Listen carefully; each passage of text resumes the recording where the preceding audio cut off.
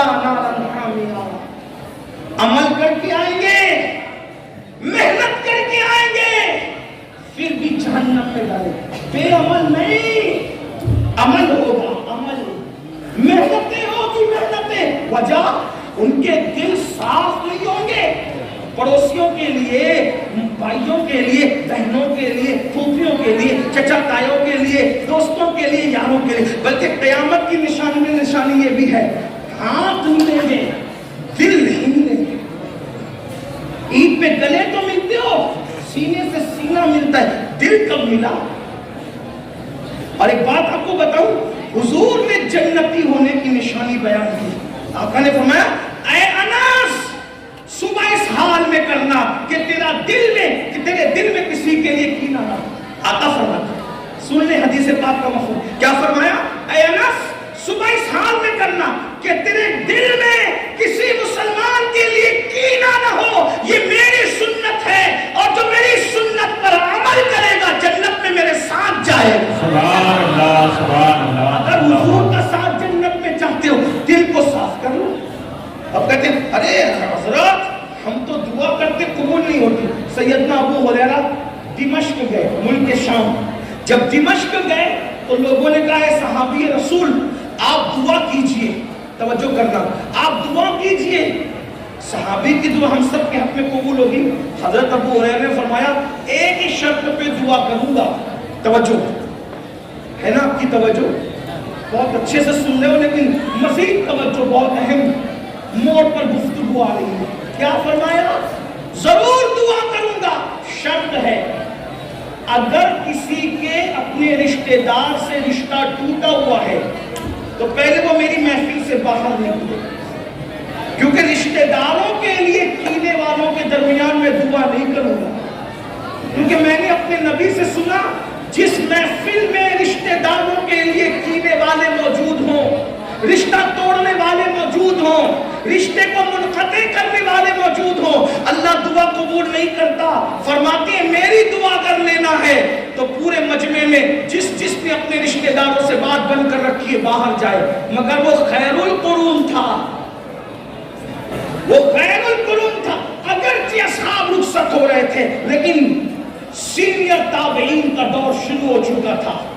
بتائیں جب پورے مجمع میں دمشق میں اعلان ہوا کہ دل میں کینے رکھنے والے اور رشتے توڑنے والے محفل کے باہر نکلیں تو پوری محفل میں کوئی بھی ایسا نہیں تھا جو جائے سوائے ایک جوان کے. وہ جوان اٹھا اور اٹھ کے جانے کے بعد فوراً گھر پہنچا، اپنی پھپھی کے پاس گیا، کہا پھپھی اللہ مجھے معاف کر دو، میں نے تم سے بات بند کر رکھی تھی. اور پھپھی نے کہا اب ہوش آیا تجھے؟ کہا ہوش اس لیے آیا کہ حضرت ابو ہریرہ نے اپنی محفل سے مجھے نکال کے بھگا دیا کہ جب تک کہ رشتوں کو کاٹنے والے، دل میں کینہ رکھنے والے میں موجود ہوں گے میں دعا نہیں کروں گا. تو پھپھی امی اب صحابی کی دعا کی برکتیں لینی ہے تو میں تمہارے ساتھ صلح کرنے کے لیے آ گیا.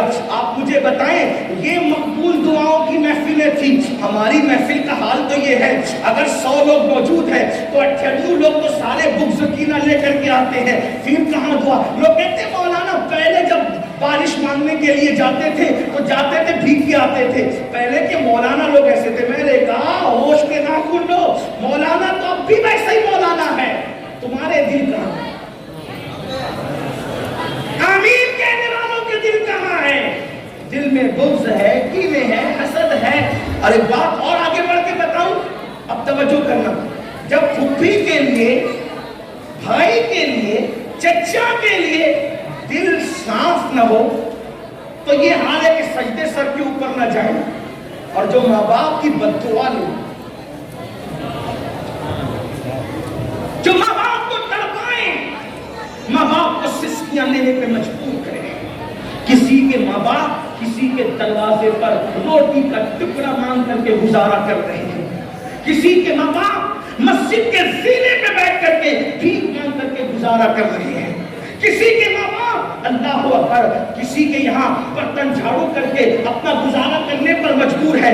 اے میری قوم کے جوانوں یاد رکھو، جب تک کہ اللہ کے بندوں کو خوش نہیں کرو گے اس وقت تک اللہ آپ سے ہم سے راضی نہیں ہوگا. سرکار غریب نواز رضی اللہ تعالیٰ نے ارشاد فرماتے ہیں کہ بندوں کے دل سے اللہ تک پہنچنے کا راستہ جاتا ہے، یعنی جب تک دلوں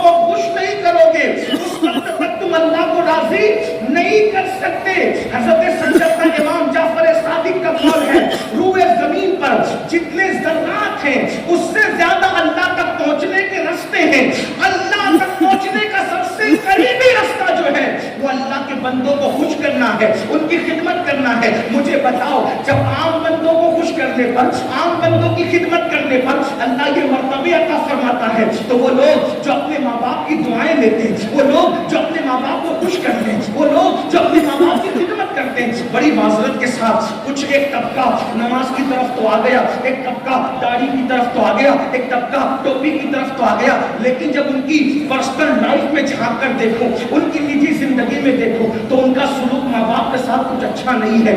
اللہ اکبر, ماں باپ پر ہزاروں تقریریں ہوتی ہے, درجنوں تقریریں ہوتی ہے, اثر کیا ہے؟ بڑی معذرت کے ساتھ چلے دوسروں نے جو کہا ان کو چھوڑے, مسلک اعلیٰ حضرت میں ماں باپ کی کیا ہے؟ تو کیا مسلک کا نعرہ ہے؟ ہم مسلک کا نعرہ, ہمارا حال یہ ہو گیا میٹھا میٹھا ہب ہب, کڑوا کڑوا تھوت. مسلک اعلیٰ حضرت میں جہاں اشداء علی الکفار ہے, وہیں پر رحماء بینہم بھی ہے. ہم نے اشداء علی الکفار کو ہائی لائٹ کیا, کرنا بھی تھا اور ہونا بھی چاہیے, لیکن شاید ہم نے رحماء بینہم کو بلا دیا.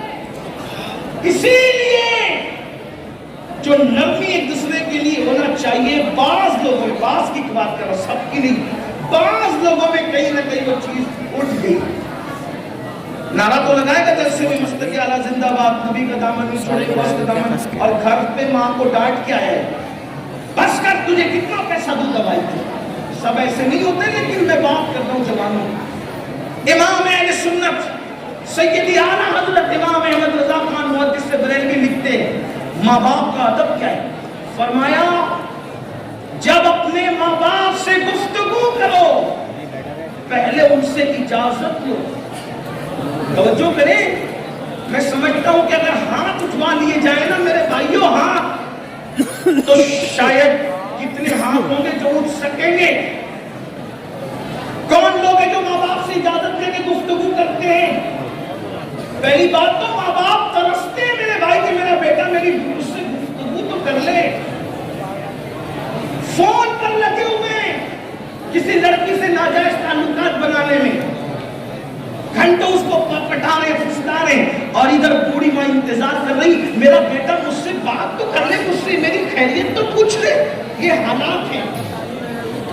بوڑھے ماں باپ سے بات کرنے کو فرصت نہیں, دوستوں کے پاس رات کے 3 بجے تک بیٹھ گئے, انٹرنیٹ لے کر کے رات کے 3-4 بجے تک بیٹھے, ماں باپ سے خیریت پوچھنے کا وقت نہیں. سنو میرے امام لکھنے, امام اہل سنت, کہ جب ماں باپ سے بات کرنا ہو تو اس طریقہ یہ ہے کہ پہلے ان سے اجازت لو, اور اجازت لینے کے بعد بات کا طریقہ کیا ہو, ایک گٹی ایک گٹا ٹوکری ٹوکرا یہ سب نہیں, بلکہ فرماتے ماں باپ سے اجازت لے کر جب ان سے بات کرنے کا وقت آئے تو ایسے بات کرو جیسے غلام اپنے آقا سے بات کرتا ہے.